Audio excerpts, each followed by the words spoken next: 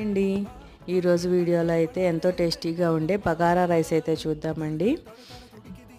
ముందుగా అయితే rice cooker on చేసేసుకొని వేడెక్కిన తర్వాత కొంచెం నెయ్యి కొంచెం నూనె అయితే వేసేసి అందులో బిర్యానీ మసాలా వేసుకుందామండి.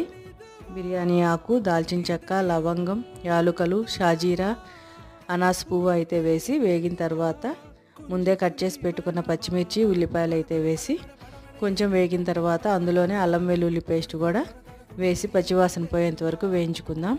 అవి బాగా వేగిన తర్వాత ఒక గ్లాసు బియ్యానికి 2 గ్లాసులు వాటర్ అయితే పోసేసి వాటర్ మరిగేటప్పుడు కొంచెం ఉప్పు కూడా వేసి ముందే కడిగి పెట్టుకున్న బియ్యం కూడా వేసి ఉడికించుకోవటమేనండి.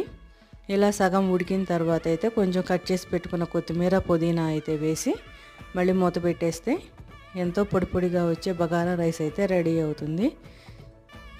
Thank you.